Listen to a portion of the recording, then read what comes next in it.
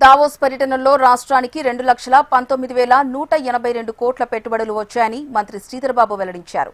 44 ఎంఓయూలు ప్రభుత్వం కుదుర్చుకుందని తెలిపారు. పెట్టుబడులతో 86,150 మందికి ఉపాధి కల్పించడానికి ఉద్యోగాలు వస్తాయన్నారు.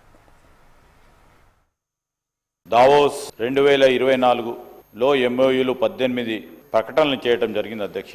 ప్రతిపాదిత పెట్టుబడులు 40,232. అదేవిధంగా దావోస్ సంబంధించి 2025లో జరిగిన పర్యటనకు సంబంధించి ఎంఓయూల ప్రకటన 26 అధ్యక్ష.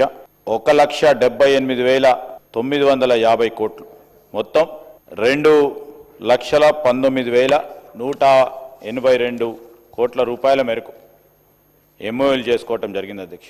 బి ప్రశ్నకు సమాధానం 2024-25లో దావోస్లో చేసిన పెట్టుబడి ప్రకటనల అమలు వివిధ దశల్లో ఉంది.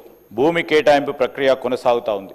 81,800 కోట్ల నిబద్ధత గల పెట్టుబడితో 6 కంపెనీలకు భూములను కేటాయించబడమైంది అధ్యక్ష. అదేవిధంగా అధ్యక్ష 30,000 కోట్ల ప్రతిపాదిత పెట్టుబడితో 3 కంపెనీలకు కేటాయింపు కోసం భూమిని గుర్తించబడ్డాయి అధ్యక్ష. సి ప్రశ్నకు సమాధానం పెట్టుబడి ప్రకటనల కింద సుమారు 68,150 మంది వ్యక్తులకు ఉపాధి కల్పించడానికి వారు కట్టుబడి ఉన్నారని తెలియజేయటం జరిగింది అధ్యక్ష.